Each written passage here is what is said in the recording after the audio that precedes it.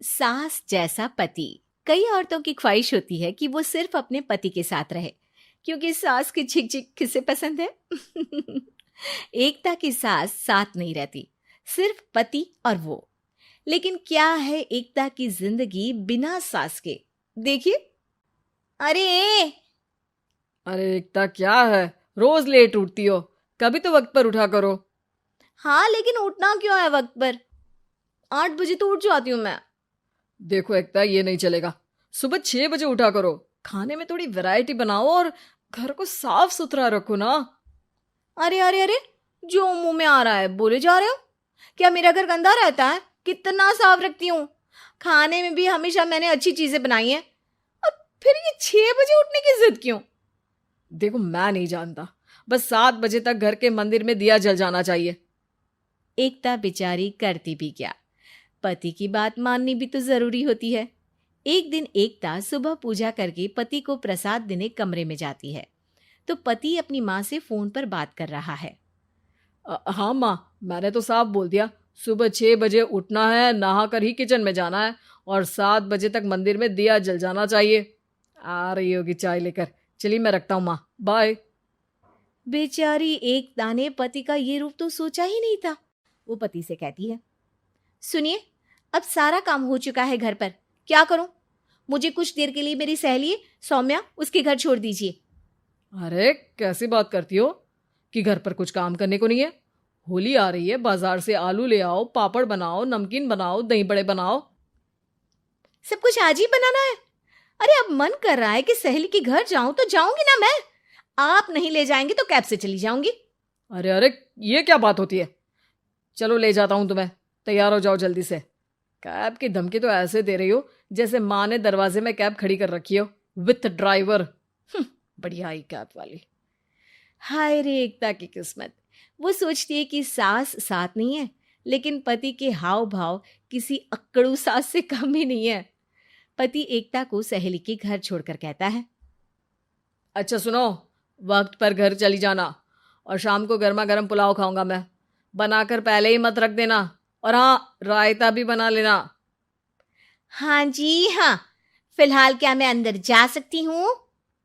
नाश्ता पेट भर करा दिया, दोपहर का खाना भी पैक कर दिया।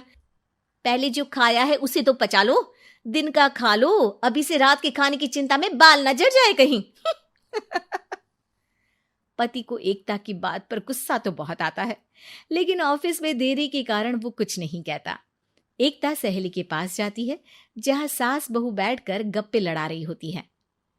हाय सौम्या। नमस्ते आंटी जी। अरे वाह एकता बेटा, बड़े समय बाद देखी, कैसी हो? अच्छी हूँ आंटी जी। घर का सारा काम हो गया था, बोर हो रही थी, सोचा सौम्या से मिलती चलूं।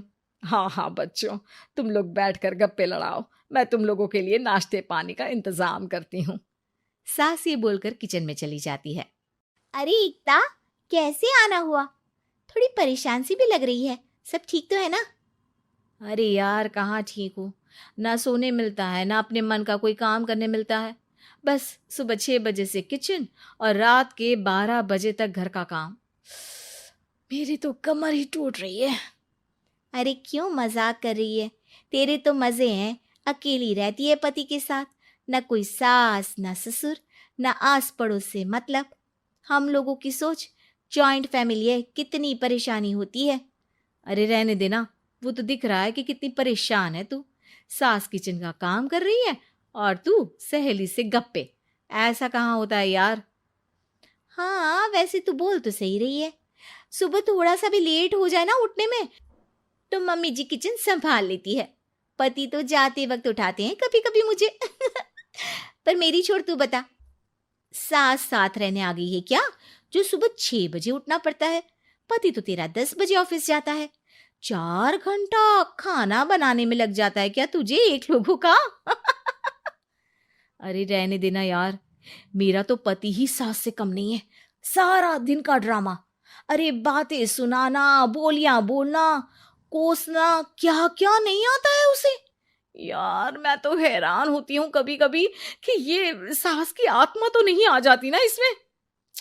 अरे परेशान हो चुकी हूँ। इतना ही नहीं, वो तो अपनी माँ से मेरी चुगली भी करता है। समझ गई। मतलब तेरे पति की गाड़ी चल यहाँ रही है, लेकिन रिमोट तेरी सास के पास ही है। अरे अब जो समझ, रिमोट है या कंट्रोल है, बस मेरा तो मुश्किल हो रहा है यहाँ रहना। सोच रही हूँ 2-4 महीने के लिए मायके चली जाऊं। क्या करेगी? 2-4-10 महीने बाद तो आना ही है ना यहाँ पर। तो क्या करूं, तलाक दे दूं क्या? अरे ये कोई सोल्यूशन नहीं है। तू अपने पति को सुधार भी तो सकती है। कैसे कैसे सुधारूं?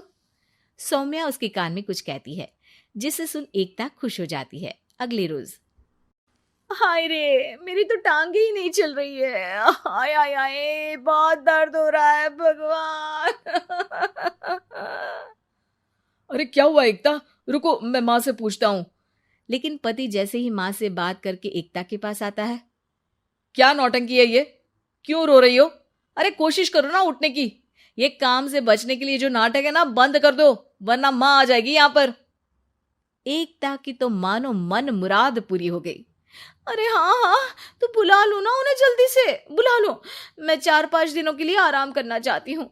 चल तो सकती नहीं हूँ, खाना पीना कैसे होगा? अब क्या था, सासू माँ आ जाती है एकता के घर। सासू माँ, मुझे ये हमेशा बताते हैं कि आप कितनी हार्ड वर्किंग है। बस अब अगले 15 दिनों तक मैं आपको देखूंगी और आपकी जैसी ही बनूंगी। ये बता रहे थे कि आप 5 बजे सुबह उठ जाती हैं और अरे बेटा, कुछ ज्यादा ही नहीं बता दिया तूने। अब नहीं माँ, मैं चाहता हूं कि ये आपकी तरह तौर तरीके सीखे, जैसा आप मुझे बताती है ना। मैं तो हमेशा हॉस्टल में रहा, कभी देखा भी नहीं आपको, लेकिन मैं चाहता हूं कि एकता पूरी आपकी कॉपी बने, घर गृहस्थी आप ही की तरह संभाले। हैं? हाँ हाँ। तो अब माँ जी यही है, तो क्यों ना कल से शुरू। लेकिन अगले दिन सास 9 बजे सोकर उठती है। बेचारा बेटा बाहर से खाना मंगा कर खाता है। शाम को घर आता है तो सारा घर बिखरा रहता है। अरे माँ, ये घर इतना बिखरा क्यों है? अरे वो बेटा, आज वक्त ही नहीं मिला किचन से। सुबह का नाश्ता, दिन का खाना, अब रात को तो मेरा मन ही नहीं है कुछ बनाने का, तो बाहर से ही ले आ, या दिन का जो खाना बचा है ना वही खा लेना। ओ माँ, इससे अच्छा तो एकता कर रखती है। भले ही आराम आराम से काम करती है, लेकिन आज तक मुझे बासी खाना नहीं खिलाया।